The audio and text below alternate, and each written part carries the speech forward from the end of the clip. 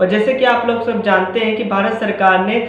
SHAREit और TikTok के साथ साथ 59 चाइनीज़ ऐप को भारत में बंद कर दिया गया है और ये भारत के इतिहास में आज तक कभी नहीं हुआ। तो मैं आज आपको इस वीडियो में बताने वाला हूँ कि वो कौन से नियम के तहत चाइनीज़ ऐप को बंद कर दिया गया और ऐसे वो कौन से 2 इंपॉर्टेंट रीज़न हैं जो आपको मालूम होने चाहिए जिसके कारण ये इतना बड़ा फैसला लिया गया और चाइनीज़ के इतने सभी ऐपों को बंद कर दिया गया भारत में। तो बने रहिए मेरे साथ। तो मैं अब आपको बताने वाला हूँ कि किस नियम के तहत कि चाइनीज़ ऐप को बंद करने का ये निर्णय लिया गया। तो ये चाइनीज़ ऐप को बंद करने की कार्रवाई इंफॉर्मेशन टेक्नोलॉजी एक्ट 2000 के सेक्शन 69A के तहत ली गई है और इस सेक्शन में ये कहा गया है कि आप किसी भी कंप्यूटर संस्थान में किसी भी जानकारी को जो सार्वजनिक हो या पब्लिक सेक्टर में हो उसको बंद कर सकते हैं कभी भी। इस अधिकार के अकॉर्डिंग आप किसी भी चाइनीज़ ऐप या किसी भी एप्लीकेशन का जो डाटा है, जो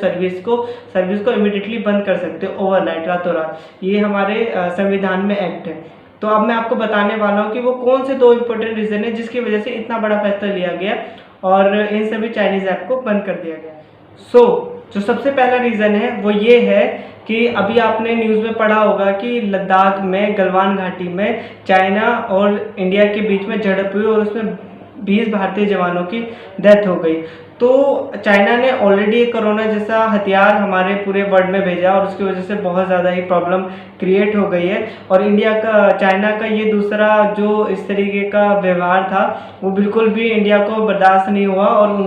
उन्होंने इसी कारण एक डिसीजन लिया कि अब चाइना की और चीज़ों को हम बर्दाश्त नहीं करेंगे और चाइना के द्वारा जितने भी ऐप हैं या जो भी वो हमारे यहाँ बिजनेसेस करते हैं उन पर रोकथाम लगाई जाए और चाइना को एक कड़ा जवाब दिया जाए। तो यही एक रीज़न था पहला जिसकी वजह से भारत सरकार को इतना बड़ा फैसला लेना पड़ा। और मैं आपको दूसरा रीज़न बताऊंगा कि जिसकी वजह से ये दोनों रीज़न मिलके एक वजह बने और इतना बड़ा फैसला लिया गया चाइना ने कि चाइना के जो ऐप्स हैं उनको बहिष्कार किया गया। तो दूसरा रीज़न जो है वो ये सामने निकल के आ गया, सूचना प्रौद्योगिकी मंत्रालय की ओर से ये चीज़ें बार बार सामने आ रही थी कि जो ये ऐप है उसमें बहुत सारा डाटा, इंडिया का डाटा, पर्सनल डाटा बाहर दूसरे विदेशी कंट्रियों में शेयर किया जा रहा है। तो ये बात जब सामने आई तो ये बहुत टाइम से चल रहा था। तो इसी चीज़ को देखते हुए और जो लद्दाख में केस हुआ उन दोनों को सोचते हुए तो ये बड़ा फैसला लेना बहुत ज़रूरी हो गया था क्योंकि कोई नहीं चाहेगा कि जो इंडिया गवर्नमेंट है या जो भी पर्सनल डाटा है लोगों का वो दूसरी कंट्रीज़ में इस तरीके से डिलीवर हो,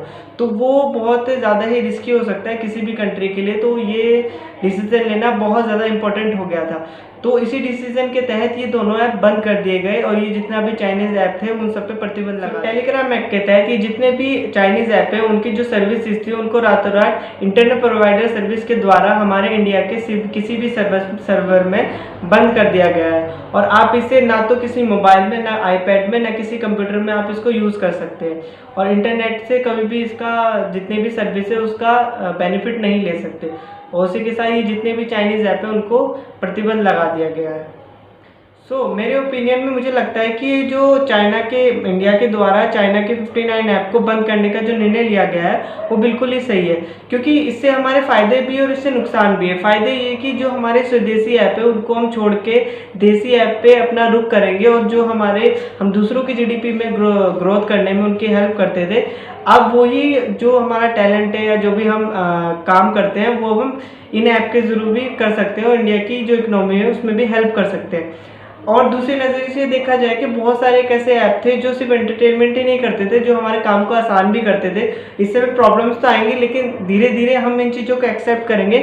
और हम जो इंडिया के अंदर बनने ऐप है प्रोडक्ट है उनको यूज़ करेंगे और इंडिया की जो गवर्नमेंट है उसको हेल्प करेंगे और उसकी इकोनॉमी को ग्रोथ करने में हम मदद करेंगे। तो ये बहुत अच्छा डिसीजन है। अभी माने कि इससे बहुत से लोगों को बेरोजगारी का सामना करना पड़ा क्योंकि ये ऐप चाइनीज़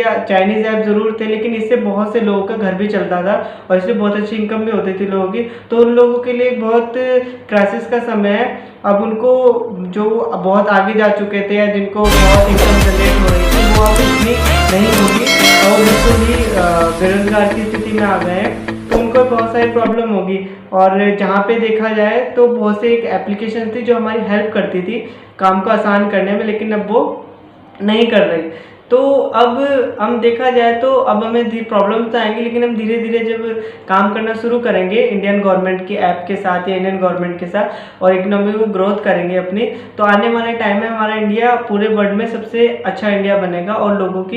लोगों में अपना एक नया ही दुनिया में एक नया ही अपना रुतबा फैला के आएगा। क्योंकि हमारे पास पूरी दुनिया की सबसे ज़्यादा यूथ है, 70% यूथ है, और इस यूथ का इस्तेमाल हम दूसरों की जीडीपी को ग्रोथ करने में ना करके हम अपनी इंडिया की जीडीपी को ग्रोथ करने में हेल्प करें तो ज़्यादा अच्छा होगा। और ज़्यादा से ज़्यादा लोगों को बिजनेस में आना चाहिए और